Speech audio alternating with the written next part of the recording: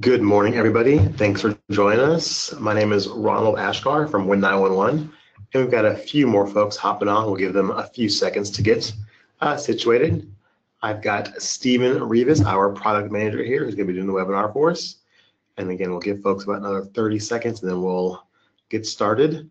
For those that are late, or if you want to watch this again, we're going to record this, and we will email the link to that recording out if you want to pass that around to any internal members who were not able to make it. And we still have a few more hopping on.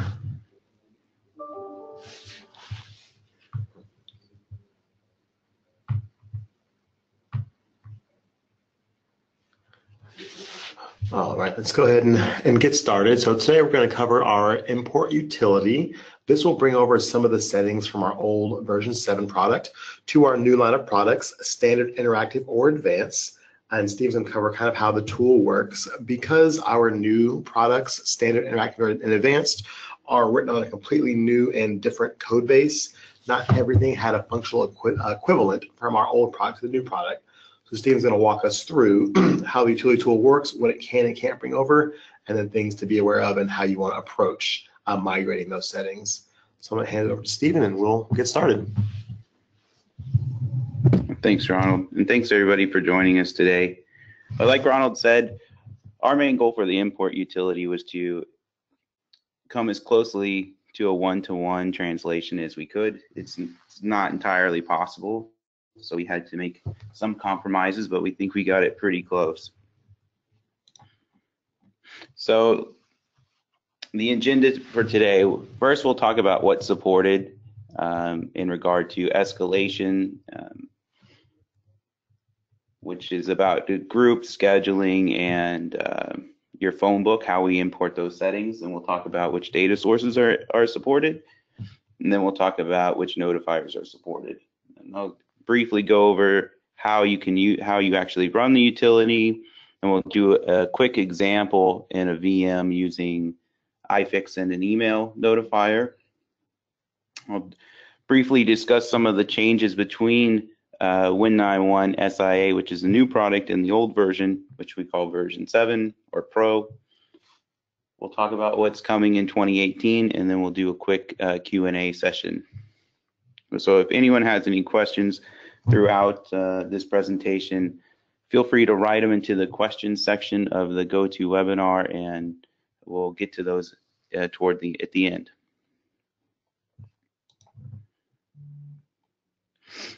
So version 7 alarm escalation can be broken down into 3 components. Phone book, which is where you define a user, and under that user you define connections. Connections are things like phone numbers for voice calls or an email address for email connections. And when you're defining those connections, you must select a schedule. A schedule determines when you're going to receive an alarm notification. So for example, if you select a format 8 a.m. to 5 p.m., by format, I mean, if you select a schedule 8 a.m. to 5 p.m. and the alarm occurs within that time frame, you'll receive a notification. If the alarm occurs outside that schedule, you won't receive a notification. And groups are where you assign your phone book entries to a contact list. So once you have those created, you can throw them into a contact list within a group. Before I go on, I want to talk about how the new product breaks groups into basic tactics and strategies. Basic tactics replace group contact lists, and a basic tactic in the new product is where you will assign connections to be notified and place them in the particular order you want them to be notified. Strategies determine what WIN-911 should do given a certain alarm state. For example, if you receive a new alarm, what should WIN-911 do? You likely would want WIN-911 to start a basic tactic so you can notify your operators. And what should happen if the alarm state changes? You can tell WIN-911 to re-notify the operators that originally received the alarm. You can tell WIN-911 to stop sending notifications, which in version 7 was typically when an alarm became acknowledged. So you have all that control within a strategy. So when you add an alarm to WIN-911, you're assigning it to a strategy, and then the strategy will determine which tactic to run, and the tactic has the actual notifications or the connections within it. So I just wanted to briefly cover that to give more context to the rest of the presentation. So if you haven't seen the new software at all, you're not totally lost. So the phone book. In version 7, you would create a phone book entry, and under a phone book entry, you create connections. So you can see in the screenshot on the right, we have Tom Jones, and under Tom Jones, you've got an SMS connection, voice connection, and an email connection. Once you have a phone book entry defined, you can assign that user to a group contact list. So when you place a phone book entry in a contact list, all connections under that user are going to be notified. So by adding Tom Jones to this contact list, if there was an alarm assigned to this group and it became active, while there's just one name in there, Tom Jones, it represents 3 different notifications. So that voice notification, the SMS notification, and what was the other one? An email notification. In the new product, we don't have the concept of phone book users. So instead, you define individual connections. Each connection contains their own ACK options, formats, access permissions, and you can see that in the screenshot. This is a voice connection entry for Wayne Smith. Once you have these connections, you can assign them to a contact list, which if you recall is now a basic tactic. You can see we've assigned a voice connection for both Tom Jones and Wayne Smith in the basic tactic by assigning connections rather than the phone book users. So by doing it this way, you have more flexibility and control over your contact list. You can see in that screenshot, I've got Tom Jones and their notification type is voice. So it's not just a blanketed, put Tom Jones in and that represents some hidden notifications underneath them. So how are we going to import our phone book entries from version 7 into the new product? The short answer to that is that we aren't. Rather, we're going to parse the connections underneath the phone book entry and recreate them as individual connections. And while we don't have the concept of phone book entries in the new WIN-911, we do have roles. And roles give you the ability to group your connections together. During the import, we're going to create roles based off of your old phone book usernames and assign them to their respective connections that we have recreated. You can see here that we have an SMS connection for Tom Jones, and we've assigned a role matching the username or the phone book entry name for him. The reason we're using these roles is for organizational purposes only. You can't take full advantage of roles unless you're using the advanced license level, which we're not covering in this presentation. The reason we're not covering it is the functional level from version 7 Pro to the new product is our interactive level. I apologize, I should have covered this earlier.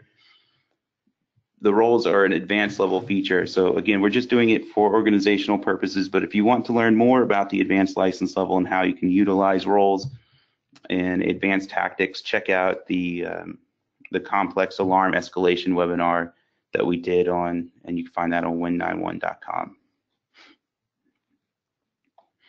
Next up is scheduling. We're not fully migrating schedules from version 7, which means we're going to create new schedules matching the name of the original schedule from version 7, but the schedule will always be active all the time, 24 hours a day, 7 days a week. The reason we did this is primarily because there are a lot of complicated setups in version 7 that we couldn't possibly cover with the import utility. So we thought it would be best if our users just recreate the schedules using the new scheduling tool, which is much easier to use than the version 7 tool. In the demo, I'll try and show you what exactly I mean by that. Now, we're going to go ahead and take a look at how we're recreating contact lists. On the left right here, we have a group named Computer Room, and I'm on the contact list tab. You can see Tom Jones and Wayne Smith are assigned. So if we assume that each of the phone book users only has a voice connection assigned to them, When we recreate, this is a tactic, which is the tactic we looked at before. We can see we have those names in our contact list. The tactic has the same name as the group from version 7. And so the contact list from a group in version 7 becomes a basic tactic. In the group, you did have delays, or rather in version 7, you had contact delays which were configured in several places, and which could make it difficult for you to figure out when WIN-911 is supposed to send a notification. On the left, you can see contact delays within a group, and on the right, we have contact delays configured in a phone book. So if you're ever troubleshooting an issue with contact delays, you'd have to bounce back and forth between these two screens, trying to figure out when the heck the thing is supposed to be sending a notification, which was not always a whole lot of fun. On top of that, when version 7 has 2 notification queues, one for text notifications and one for voice notifications. So imagine if you have a text-based notification and a voice-based notification in your contact list. You'd probably think the first in the contact list would be sent first, and then the next one would go out, but that's not the case. What actually happens is they both send out at the same time because they're both running on their own queue. So trying to get the delay or the order right with those 2 queues and with all the delays could be confusing and difficult. So now we've changed that in the new software. All our delays are going to be configured in tactics, and there's a single notification queue. So a single notification queue gives you the ability to order your list in the exact order that you want them to be notified. So if I have the first contact in the list, I'm going to wait for that connection to complete, then I'll move on to the next one and then the next one, regardless of the notification type. You'll also see that all your delays are configured here. I did mention that earlier. So we've got delay before, notification in minutes, all the retries are here, and if you want to delay between connections, that's available here as well. When we make the conversion from version 7, we're going to try and keep as much of your delays that you have configured in version 7 intact. But keep in mind, because there were 2 separate queues in version 7, and now there aren't, your order might be off. Because if you tried to compensate for that in version 7, you don't need to do that anymore. You may need to adjust the order of your contact list to get it to notify in the correct order.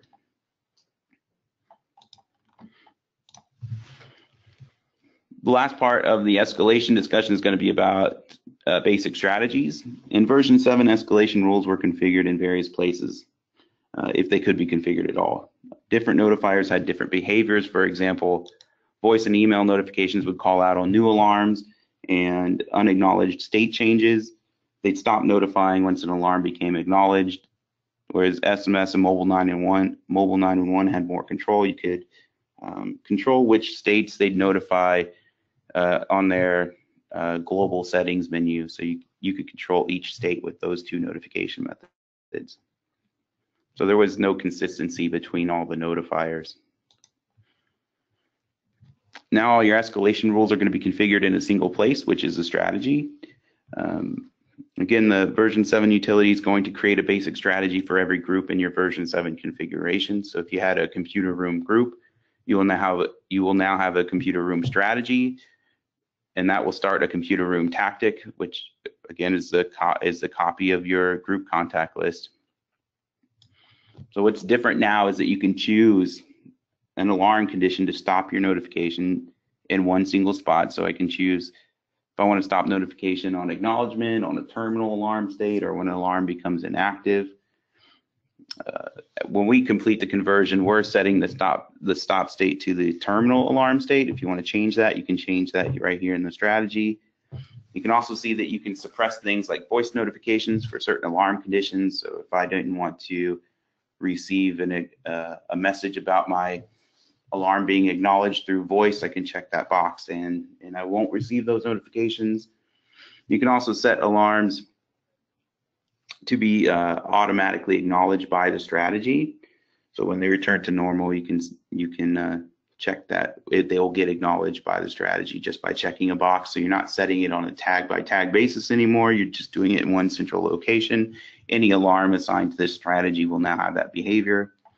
And we also have the option to disable re-notification. So if you only want to receive the initial alarm event and no other updates, then you can uncheck that box and you won't get those notifications. Now let's talk about data sources. So these are the supported data sources that will convert from your version 7 configuration: iFix, InTouch, FactoryTalk, and OPC tags. What we're not supporting are RSView32, system platform. We do have a new system platform connection in the new WIN-911, but the connection is so different that there's really nothing to import when it comes to the data source. We're not supporting ViewLink, DDE, or the ME Direct Connect, or the RSView SE Direct Connect, which was for FactoryTalk HMI tags. So we're going to talk about each one of these and what's supported for each one and what's not, and also what's new. So for iFix, what's new? We've got health alarms. So WIN-911 uses an alarm queue to be notified or to be updated of new events from iFix. So if that were to fail, WIN-911 won't receive updates. So we can create an alarm in case that happens. So you know you must take an action to resolve the problem, so you start receiving alarms again. So we're calling that a health alarm. The new import allows you to filter on things like a block name, the block type, whether there's an alarm enabled on a block, the description of a block, and the priority. So we did not have that before. I believe version 7 only imported based off of the block name. That was all. We also have new sort and filter controls, so you can do some advanced sorting and filtering to even bring that list down even further. We also have alarm filters. Alarm filters allow you to bring alarms in with a filter rather than defining individual blocks. So when you were to add, let's say I created a filter that was filtering alarms that belong to a certain alarm area. Whenever I would add a new block to iFix, assign it to that area, that alarm will automatically come into WIN-911 without having to change WIN-911. Since that did not exist in version 7, we obviously aren't importing any kind of filters. And if you want to switch to just using filters, you certainly can do that. This discussion is really about the version 7 data migration, so we're not going to go into too much detail about alarm filters or subscriptions. So what does get converted? Your iFix security settings will be converted, your login name and password if you have that enabled, all your valid digital and analog blocks. What I mean by valid is your blocks in version 7 had to be in the format of node name, tag name. If you have iFix blocks that are not in that format, we will not import them. We'll just omit them from the import. Non-zero watchdogs will be converted. What I mean by non-zero watchdogs is you had the ability to configure a watchdog with a timeout of 0 in version 7, which really kind of acted as a health alarm. We see health alarms as a functional equivalent to that, so we're not supporting watchdogs with a timeout set to 0. So as long as your timeout is set to a minute or higher, we'll be able to import those. Data pokes are not supported. So if you were using data pokes, or whether it's a voice data poke or the system health poke, those won't come in either. Next is FactoryTalk. The FactoryTalk connection is surprisingly the same. It's not the same, but it's very similar. So the data source settings, though, do need to be reconfigured. And the reason for that is there were some details about your data source in version 7 that we encrypted. And because they were encrypted, we can't decrypt them and import them into the new product. So you'll have to recreate your data source, which is basically entering your application name, your username and password, your directory scopes, not a lot of detail there. Your watchdogs will also need to be reconfigured. We're doing watchdogs a bit differently in the new product. With version 7, you had to enter an alarm name to monitor for changing alarm state, and it required a particular syntax that a lot of our customers had trouble with. We now instead just monitor an alarm class for changing alarm state. So if you have an alarm that you had toggling on and off for a watchdog with version 7, you'll need to assign it to an alarm class, something like WIN-911 watchdog, and then set up a watchdog in the new product to monitor that particular class for that alarming or that alarm state change. Filters are going to be imported as subscriptions. It's just a name change. It's the same exact thing. We're just calling them subscriptions. And this is a change from the old product. Alarms can only match a single subscription now. And because of that, you have to order your subscriptions. What we mean by that is if your alarm can only match a single filter, you need to be sure that you're placing your subscriptions in the particular order to ensure that alarms are caught by the correct subscription. So if you meant for your alarm to be caught by the 3rd subscription, but it's getting caught by the 1st subscription, well, you may need to reorder that or rethink how you're setting up your subscriptions. InTouch, what's new with InTouch? You can now connect to remotely located InTouch applications over your local area network. You can monitor multiple InTouch applications, which does require an additional license fee. We allow support for one InTouch application. If you want to monitor more than one, you just have to buy an add-on for your license.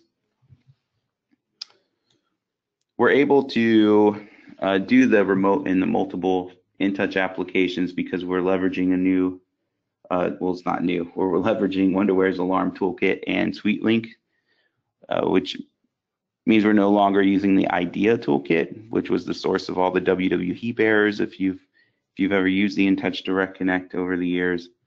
So those are gone, thank God. We are supporting alarm subscriptions with InTouch. So everything I've been talking about with filters, where you can filter alarms into WIN-911, is true for InTouch as well. You can filter alarms based on their tag name, group, and priority. If you want to import tags, you still have that option available. We have a new import wizard that allows you to import from a DB dump, just like the old version, but we have more advanced filtering and sorting abilities.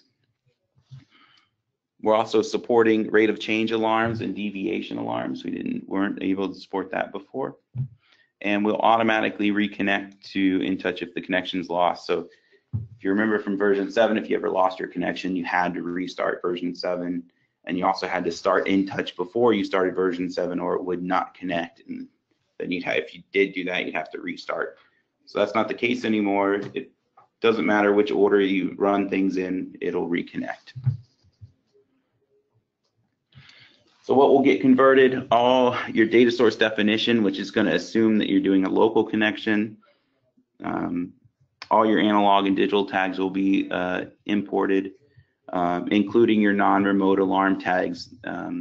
In version 7, you can have an InTouch tag, and you can have it set to integer bit 1 instead of remote alarm tag or remote alarm, which would give you maybe half the functionality of a direct connect. We don't have that ability with the new product, so we're just converting those to remote alarm tags, which means when you ACK them, they're going to go back to InTouch. I found that most users, when they had an integer bit 1 InTouch tag, it was by accident, not on purpose. Watchdogs are going to be imported as well. Same thing with the non-zero watchdogs. If your timeout was set to 0, we're not going to import that. And again, data pokes are not supported. OPC, what's new with OPC? We can auto reconnect on a connection loss. So if we lose the network connection or the OPC server restarts, we should recover just fine. This works on a lot of OPC servers, so there are some that don't seem to handle the connection or the reconnection well. We're trying to cover all the OPC servers we can. If you do find a problem with reconnect on a particular OPC server you're using, just let us know and we'll look into it. We do have a new import utility that makes it easier to sort your OPC items. And so once you connect to your OPC server, you have a sortable and filterable list. You can create as many alarms on a particular single item as you want, which can be digital alarms, analog alarms. You can create watchdog alarms, and what's new are quality alarms. Quality alarms allow you to monitor whether the quality of a tag is good or bad, or any other state really. So what will get converted? All your digital and analog tags with their alarms. Again, non-zero watchdog, same thing as before. What's not supported are data pokes and bit picking. If you were using bit picking, selecting integer bit 1, 2, 3, and whatever it may be, those are not supported. In fact, if you have anything that's not set to integer bit 1, we won't import it at all. So that covers the data sources. So let's talk about the notifiers real quick. What's supported: the voice connections, voice pager connections, dial out announcer. Your email connections will be imported, SMS, and mobile 911. So first we'll talk about voice. So what's new in the new product? VoIP support. So we can connect to your voice over IP server. It does require that you have a SIP compatible PBX. Most major brands of PBXs do support SIP. If you don't have a PBX, you can also use a third-party service such as Skype Connect, or one that I like to use a lot. It's called SIP.us. We're still supporting TAPI modems, and we will now reconnect to TAPI modems. This was a recent thing that we have done, and it will be released with this upcoming version of WIN-911 that includes this import utility. You have fully customizable formats. I mean, I can make it say anything that I want on a phone call. It's totally up to you. You have ACK permissions for each connection, which gives me the ability to control whether a particular person can ACK or not. Version 7, if you didn't want someone to ACK, you had to give them a ridiculous access code, or I'm sorry, acknowledgement code that they would never be able to enter. Now you can just say don't allow. So what's not supported? Dialogic cards. We're not bringing dialogic cards forward with the new product at the moment. I'm not sure that we ever will.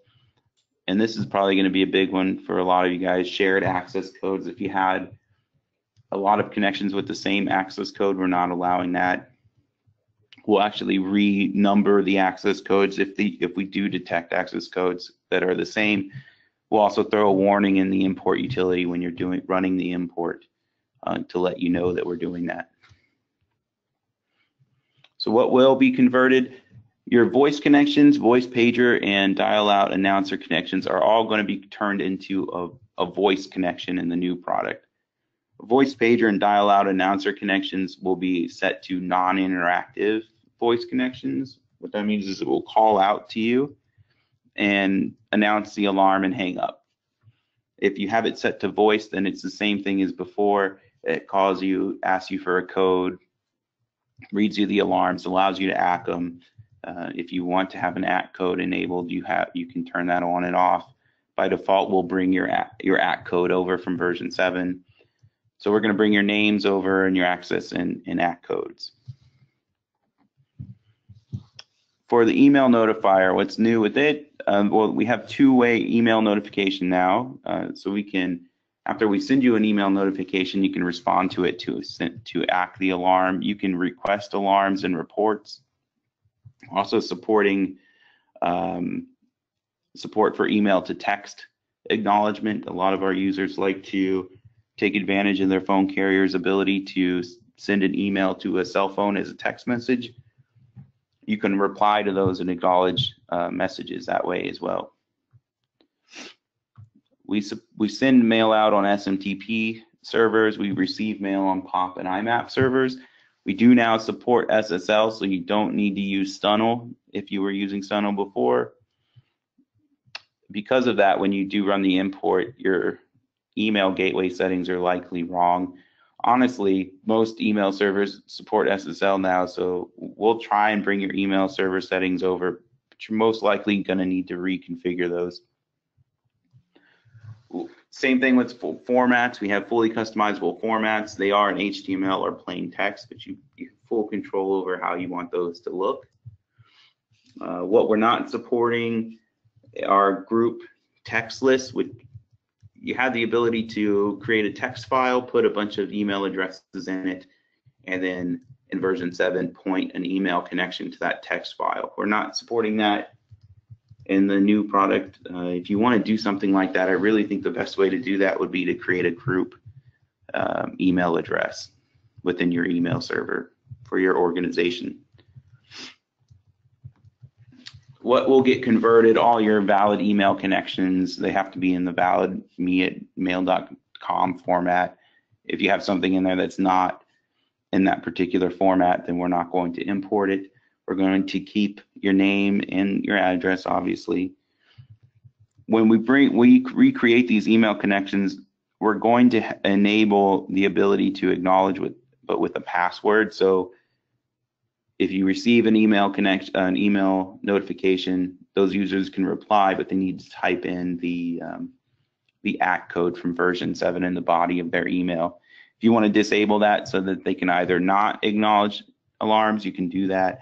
Or if you want to set it so that you can acknowledge on any reply, you can do that as well. SMS, major new thing for this is support for a new modem. We call them Ethernet modems.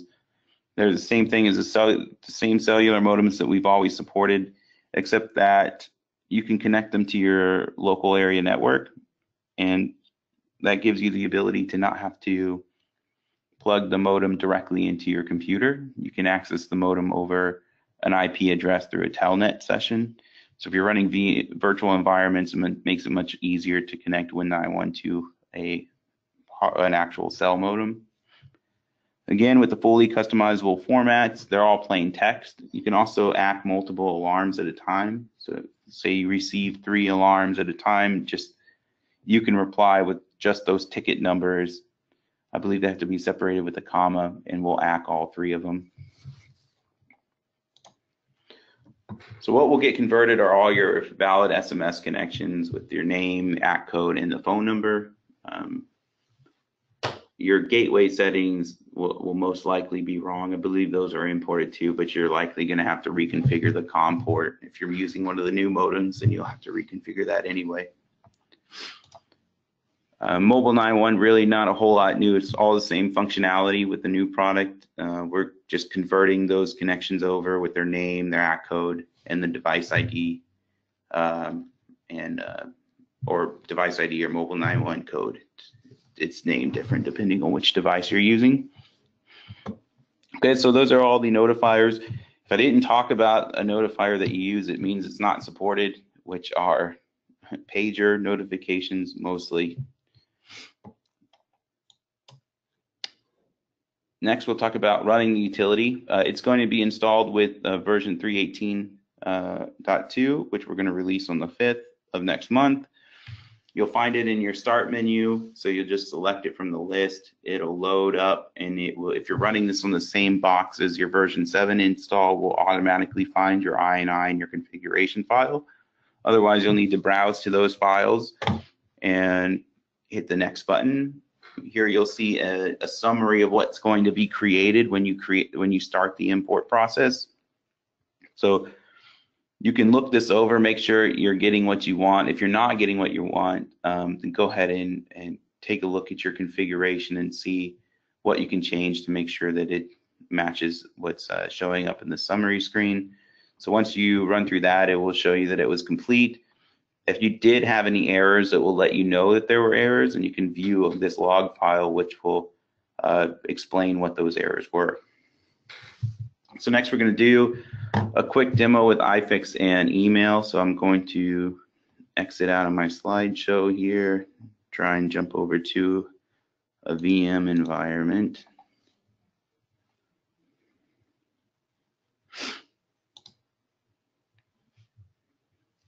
All right, cool. So this is the UI for the new product. I'm going to minimize that and show you the configurator. So what I have in here, because I will kind of Well, I'll just show you the old schedule tool here. Here's how you would create schedules in the past. You didn't have a lot of control. If you wanted to choose one of these days, you were controlling every day in that column, which was not that great. You had a start time and an end time. And if you wanted to do an overnight schedule, so you can see I've got 5 p.m. to midnight, I'd have to create that schedule, then I'd have to create this schedule to cover from midnight to 8 a.m. You don't need to do that anymore in the new product. So that's one of the reasons we didn't want to migrate your schedules from version 7. Is there's an easier way to do it, and you'd probably benefit from reconfiguring your schedules. Next, we've got the phone book. I've got myself typed in here, and I'm using an email connection set up to this Gmail account that I want to send my notifications to. So I've got an email connection, my address. I'm going to change my schedule to one of those schedules I was talking about. So we'll do weekdays 8 a.m. to 5 p.m. Not going to bother with any retries or anything like that. Here are my access code and acknowledgement code. So I've got Tom Jones in here. He's got an email connection, and I've got Wayne Smith, and he's got an email connection as well. So here's the data source definition. So this is going to be an iFix configuration. Here are my groups. I have 7 groups here. I've gone through and added the connections to various groups. Some of them have all 3. Some of them only have one of them assigned. So you can see that here. So all these groups are going to be recreated as basic tactics and basic strategies in the new product. Here are my blocks. So I did say that we're only going to import blocks with the valid name. So you can see I've got the node in the front and then the tag name at the back. So that would be the valid format.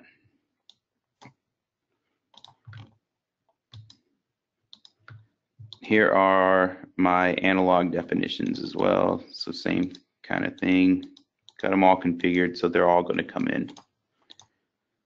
So if I launch the utility, I think I've already got it running down here. Yeah. I just need to select those files. Again, if you're running on the same box, it's going to automatically select those files for you. I don't know what changes I made. Oh yeah, I changed the schedule. So let's click the next button. It's going to give me a summary of what's going to be created. I had those 3 email connections.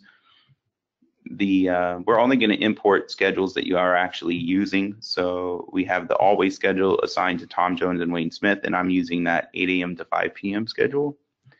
We're creating roles for everybody, and we're creating a iFix source and iFix watchdog and all those blocks in the reports. So we click next. It should go through and convert everything.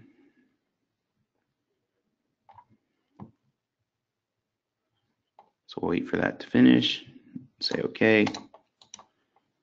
So we can now go into the UI. I may need to refresh this. I can't. Let's take a look. No, it's already loaded. So now we can see all my tags from version 7 have been imported. They're assigned to strategies that match the group name. You know, let's start with contacts. Let's start on the left side here. I've converted my my email gateway settings over, but they're not 100% correct, because remember I said we didn't support SSL before, so that could never have been enabled. Honestly, the way I had Gmail configured in version 7, it wouldn't have worked because it requires SSL and I don't have Stunnel set up. So I just have to check that box, and then I can hit test, and it should connect and send a test email out. Email incoming server, since we didn't have that before, it's disabled. If I just check it, I brought in the settings that I had from version 7 over. Same thing with the SSL box. So save that. Take a look at the connections.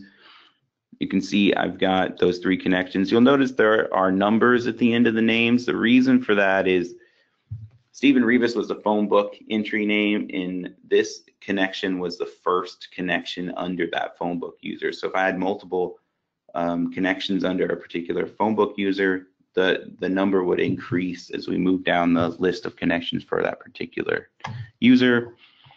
So I've got my name, I've got the email address, the schedule. Remember, that's just the name of the schedule. It's going if I actually go look at it, it will be always 24 hours a day. Connection type standard, I've got that role assigned. I can go choose a format that I want. Formats are going to look different than the version 7 formats. We don't have really an equivalent to what we had in version 7. If that's something you're interested in, we can likely recreate that for you. Choose a report format. We can control the ACK option. So I told you we would have it enabled with ACK on password with the ACK code. So that's that here. If I just want it to be a lot easier to use, I can choose ACK on any reply. When I get an email, just reply to it and I will be able to acknowledge it. Alarm request options is where you can control which alarms a particular user has access to. There's no functional equivalent really in version 7 for that. So these are our connections, so they were all created. So if we jump over to tactics, we should have a basic tactic for every group that was in version 7, and we do. So here's computer room. They're in their order that they were defined in. Some of them only had Tom Jones. So these are all our new contact lists, and so to launch those contact lists, we are doing it within the strategy. I had to refresh that screen. So all these strategies were created and they match the tactic name. So here's the computer room strategy. You can see it starting a tactic called computer room. So any alarm assigned to the strategy, it is going to, the people who are in the computer room tactic are going to be notified for it. So all those are created and they all are running their respective tactic.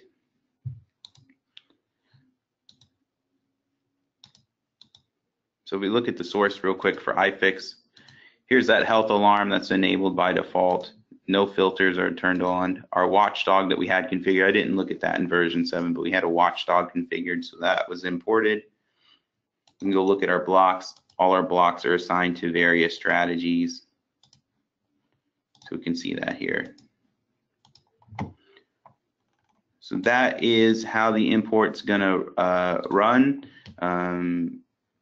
What we're working on now are videos for each one of these data sources and notifiers that go into a lot more detail than this quick overview of how the utility functions, and that will be available on our website relatively soon, definitely before the product launches on February 5th. Let me jump back to the deck real quick.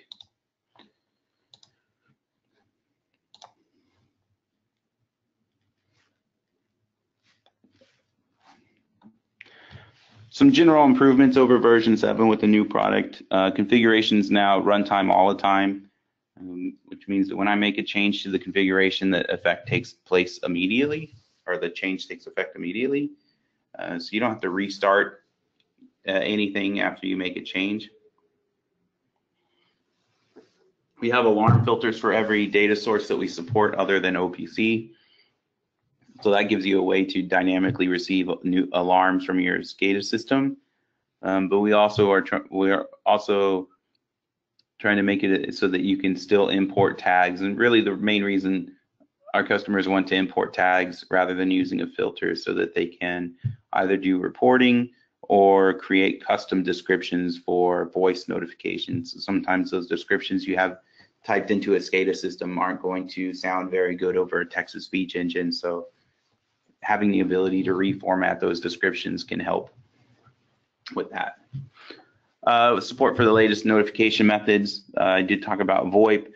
We have a smartphone app called Mobile 911. We have the new SMS modems. Alarm escalation. We've basically gone over basic tactics, which are the functional equivalent to a contact list from a group. We also have advanced tactics, which are flow charts, which allow for dynamic alarm escalation. Again, if you haven't seen that before, check out the webinar for complex alarm escalation on the website, and we go over how advanced tactics function. You probably saw that the configuration was in a browser, so you can access it remotely. You do need to type in a valid Windows user account so you can control who has access to the configuration. And we've also localized the UI, so we support 9 different languages. These are all human translated strings. I don't know what to call it there, but we did try a while back with the machine translations, but that was not going to cut it. So we actually had a firm translate all those strings for us. So it's looking much better now. So what's coming in 2018? Well, this release that we've been talking about is going to come out on the 5th. The main thing is going to have the version 7 import utility. It's going to have a lot of fixes for voice, the voice module, email module, SMS module. We did a lot of stuff surrounding iFix to handle disabled blocks and stuff like that. We've made changes to our log viewer to support to disable your ability to acknowledge if you want to make sure operators can't acknowledge from the log viewer. And we also changed the dispatcher quite a bit. So again, that's the tactics and strategies portion. We changed that so it more aligns with some of the behavior that version 7 had. So it makes it a little more familiar to some of our older users. InTouchMe, this is a new data source we've been working on. It's a data source that's going to talk to Wonderware's InTouchMe application. This data source will also work with Web Studio. We're going to have the ability to filter alarms in as well as define individual alarms. There will be an import for that too. Don't have a release date for that currently. And we're also working on an OPC mass edit tool. So it's something that a lot of our customers talk about is the ability to make edits in a spreadsheet. So this tool is all about that. It exports all your OPC alarms into a spreadsheet, an Excel spreadsheet, and you can open it in Excel and make changes to descriptions, create alarms, add tags, and then import it back into the configuration. So that can make the process of editing your tags much easier and quicker. So it looks like we've got a few questions that have been typed in, so we can go through those now. Okay. The first question is iFix GDB import supported? No, so we're not supporting the GDB import. We did, I think most of the use cases that I've come across for the GDB import were so that they can filter the GDB and then import just that database file. We've added all these options into the import for iFix so you can filter on block name, whether there's a block enabled, the priority of a block, to try and make it so that you don't need a GDB import. So currently don't plan on supporting that moving forward. But if there's a valid, well, I guess every use case is valid, but if there's a use case I'm not thinking of, please let us know. Next question, does the iFix dynamic EDA import function the same as it did in version 7? Well, functionally it's the same. We're using EDA to make the call to the database to load the tags out of it. The functionality is a little different for the same reason the answer for the last question, where you have more access, you can see more details about blocks than you could before, which was just the block name. Okay. Then we got, how does interactive work with system platform if there's not a direct connect? Does it support bidirectional communication, e.g. acknowledging and WIN-911 is written back to Wonderware system platform? It's all that's supported. The reason it's not included in the import utility is because with the system platform data source that we have now, we don't have a way to import attributes. We're only doing alarm filters. So you can filter all your alarms from a system platform Galaxy into WIN-911 using these alarm filters. You can filter on things like the area that the alarm belongs to, the name of the attribute or alarm, and the priority. So you can create these filters to get the alarms, and you can acknowledge them back into system platform too. It's just we don't have a way to import specific attributes at the moment. Would you recommend a new interactive user to use the import utility or build the application in interactive from scratch? And what are the pros and cons of each way? Well, it really depends on the person that's going to be using it day to day. If they're more familiar with having all their tags imported and importing tags and deleting tags as they need to, then I'd probably just run the utility. If you want to take advantage of the alarm filters so that you can filter alarms into the system rather than importing alarms, tags or blocks or whatever it may be, then maybe you want to just go ahead and start from scratch. It may be useful just to run it so that you import all your contacts from a version 7 configuration. Sometimes there are customers with 100 connections in their version 7 configuration that they don't want to manually type in, so the utility would be good for that.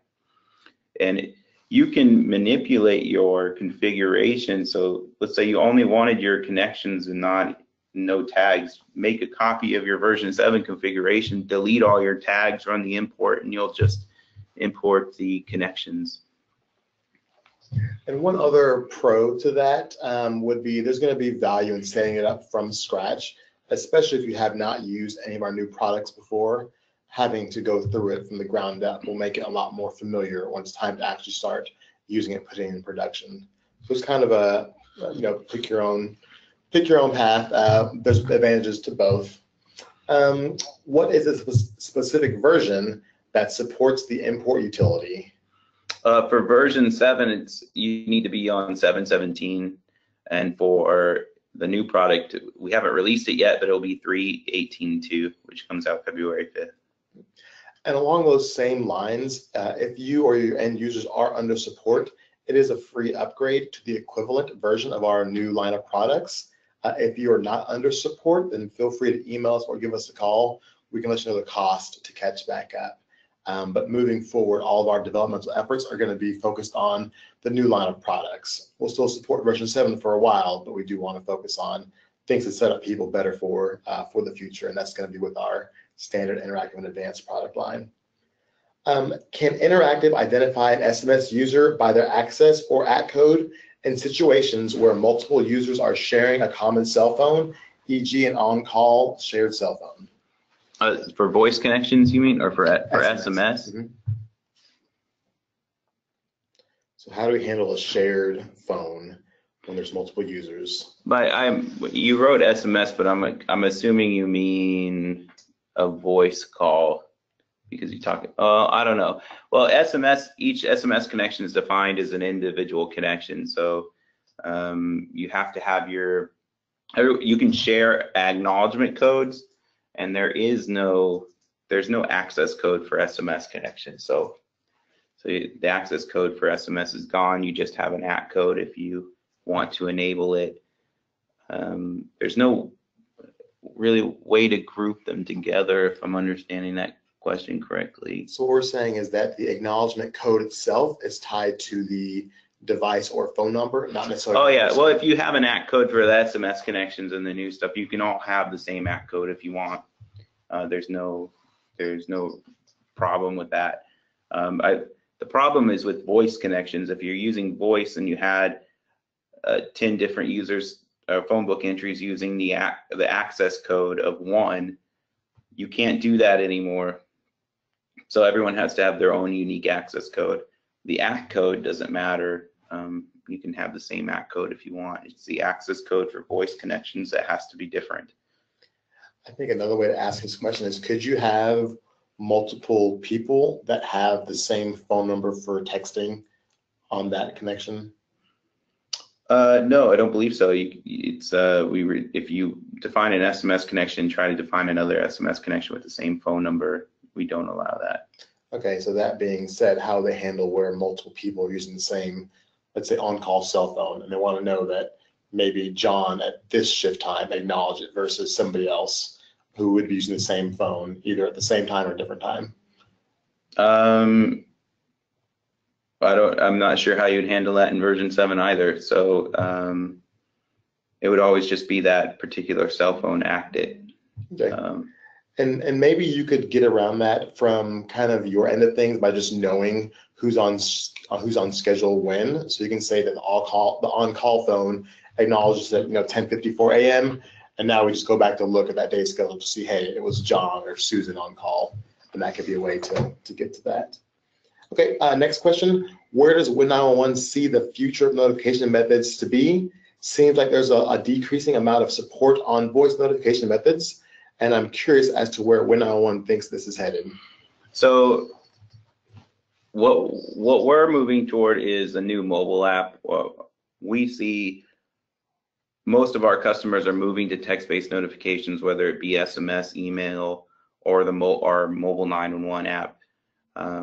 We're seeing a lot more adoption of the mobile 911 application than we originally saw when we launched it back in 2012. We're working on an entirely new mobile app that we're hoping to release this year. It's a total rewrite from mobile 911, has a lot more collaborative features within the app for alarms. Like you can chat with other users that have received alarms about particular alarms. You have a lot more control over what you're seeing in the escalation for alarms. You can put yourself to, what do we call it, silencing. You can silence yourself, so which is kind of like taking yourself off schedule within the mobile app.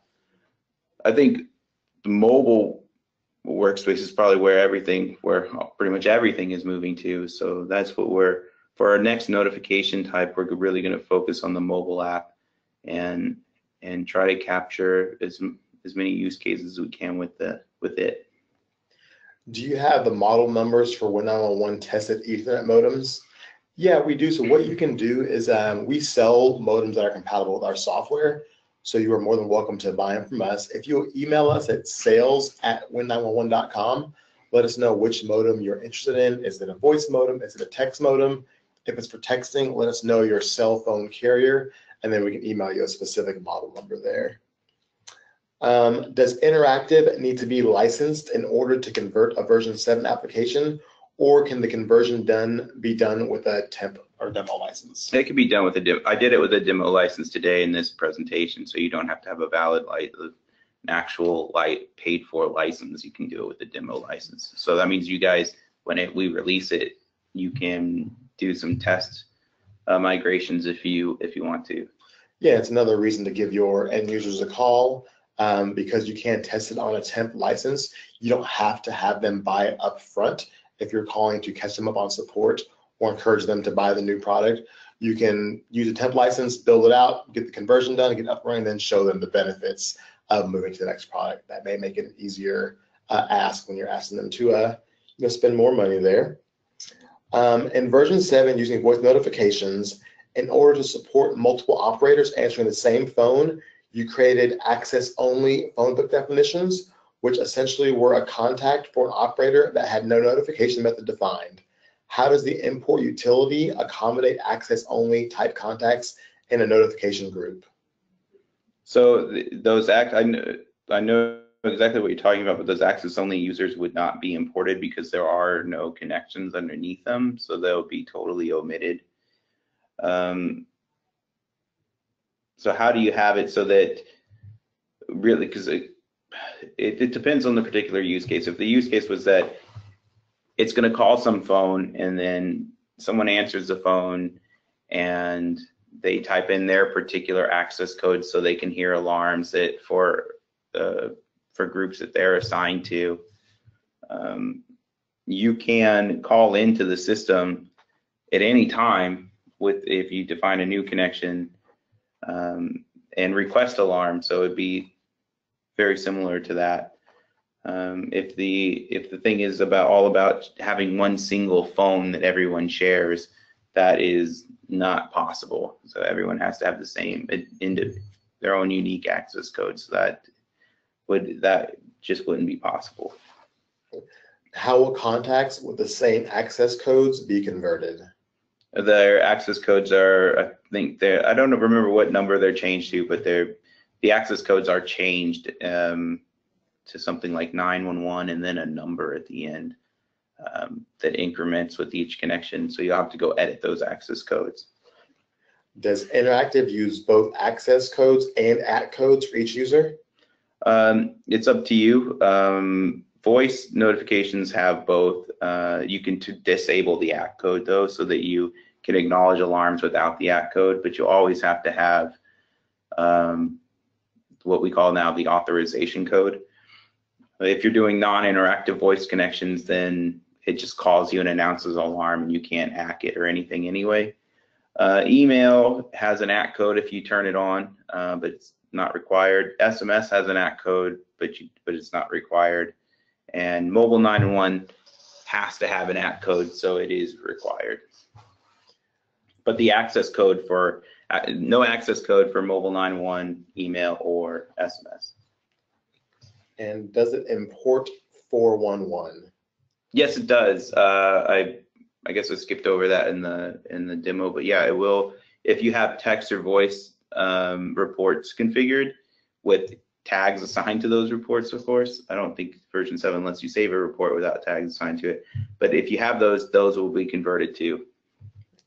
And lastly, is there a way to delay alarm escalations in the advanced tactics by greater than 59 minutes?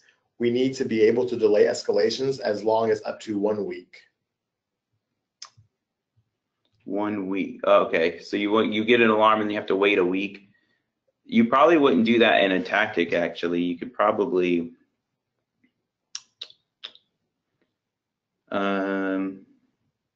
I think there's a way you can do that in a strategy.